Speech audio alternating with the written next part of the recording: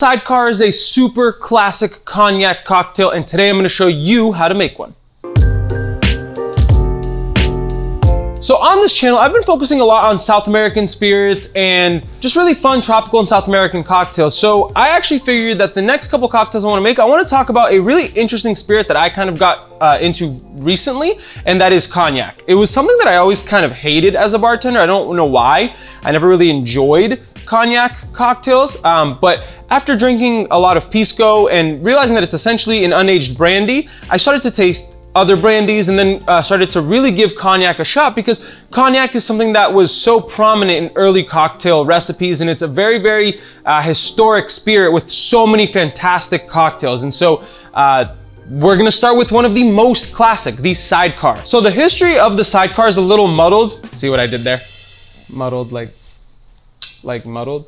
A lot of people attribute the origin of the Sidecar to around World War I. It was either created in London or Paris, but kind of the legend that people do kind of attribute it to it was that someone rolled up in a motorcycle with a sidecar and the bartender made him this cocktail. I genuinely don't know the origins, and quite frankly, I don't care, because this is still very much delicious. One of the first printed versions of the Sidecar can be found in the Savoy Cocktail book. I've talked a lot about this book on this channel. This is, I like to call it like the holy grail of cocktail recipe books. It's one of the oldest still in print that you can still find. There's a lot of really old, classic, fantastic cocktails in here. You can attribute a lot of the classic cocktails to this book and others printed in the same era. But the recipe that we're gonna be following today is the one that comes from the Death & Company cocktail book. And if you don't know about the Death & Company cocktail book, it is a book written by the folks who own Death & Company in New York City. It is one of the best cocktail books I've ever read. It gave me a lot of my knowledge as a bartender. So if there's any book that I can recommend to anybody out there wanting to learn how to make cocktails, it's this one. But all right, enough of my rambling. Let's get into this cocktail. So this is a shaken cocktail. So we're gonna grab our smaller shaking tin. We're gonna do 2 ounces of our Pierre Ferrand cognac. We're going to do 3/4 of an ounce of freshly squeezed lemon juice. We're gonna do a 1/2 ounce of Cointreau. Pierre Ferrand also makes a dry curacao, which you can use as well. I have done that before. I just figured I'd follow the exact recipe from the Death & Company cocktail book, just because they usually are pretty spot on with what they do. So something very interesting about this cocktail is that usually a lot of bars will serve this cocktail with just the ingredients that I've put in so far and with a sugared rim on the cocktail glass.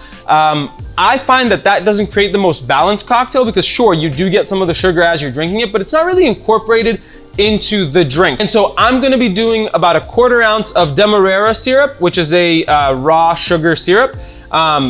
Just enough to bind all of the ingredients together.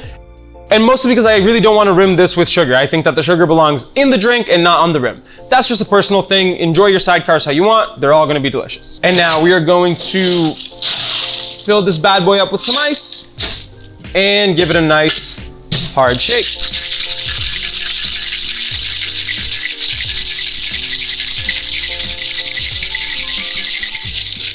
Nice frosty tin.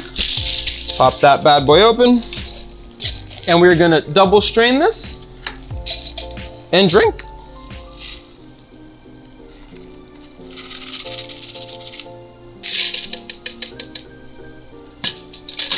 And now, something that gets called for interestingly in the Death & Company cocktail book is a orange peel garnish. I had never really seen this in a Sidecar, but we're gonna give it a shot because I trust them. So we'll see how it goes.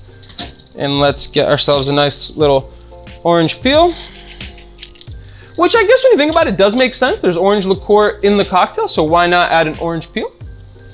And we're gonna express the oils over the top, rim the outside of the glass, twist this puppy up, and I'm just gonna lay it on the rim. And let's give this one a taste. Wow. See, now that's good. That's really good. That's refreshing. That's tart.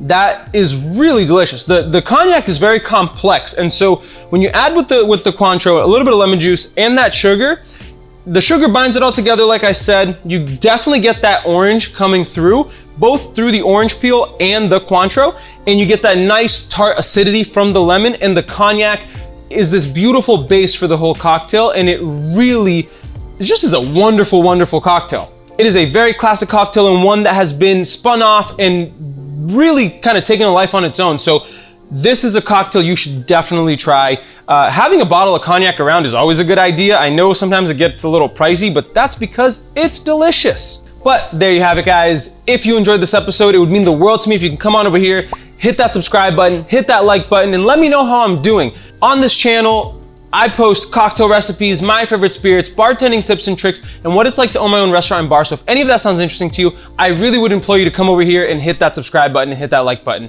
Thank you very much. But that's enough for me. I'm gonna get back to drinking this amazing cocktail, and we'll catch you in the next one. Cheers.